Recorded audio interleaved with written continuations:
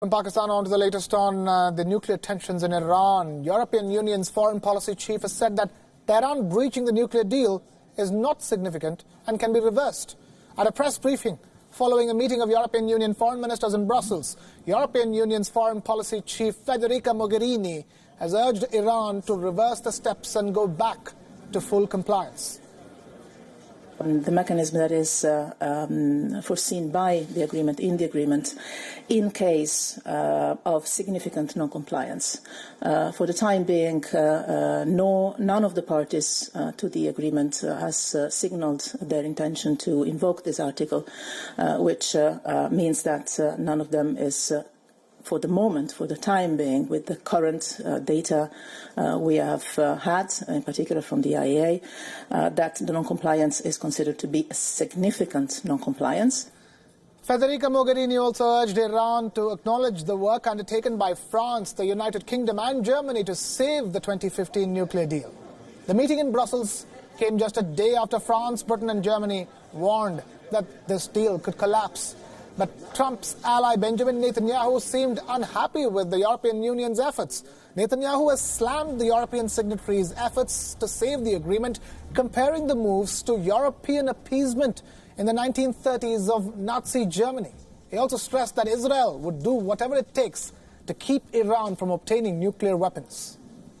התגובה של האיחוד האירופי להפרות האיראניות מזכירה לי את הפייסנות האירופית של שנות ה-30. גם אז היה מי שטמן את ראשו בחול ולא ראה את הסכנה המתקרבת. כנראה שיש כאלה באירופה שלא יתעוררו עד שטילים איראניים גרעיניים לא ייפלו על אדמת אירופה. אבל אז זה כמובן יהיה מאוחר מדי. אנחנו בכל מקרה נמשיך לעשות כל מה שצריך כדי למנוע מאיראן להשיג נשק.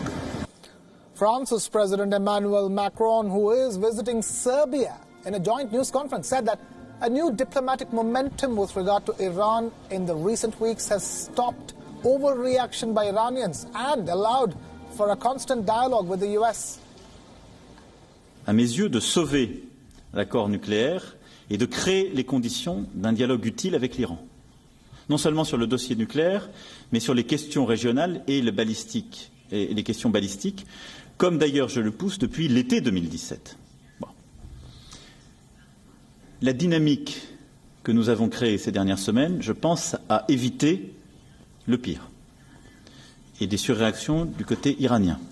Elle a permis de déclencher hier cette réaction avec un langage nouveau du côté européen. Et elle a permis d'avoir un dialogue constant avec les Américains.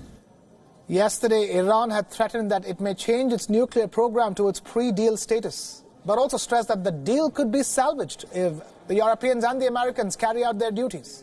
Iran had signed a nuclear deal with 5 permanent members of the United Nations: China, France, Russia, the United Kingdom, the United States and the European Union in the year 2015. Tehran had agreed to limit its nuclear program in return for easing of sanctions. But the US pulled out of the deal last year, citing Iran's non-compliance. US sanctions on Iran soon followed. Tehran had denied non-compliance and said that the sanctions were unfair. But of late, tensions have risen fast in the Middle East. This as Western nations have accused Iran of carrying out oil tanker attacks. The souring of ties even led to US military deployment in the region. However, Iran has repeatedly denied all the accusations.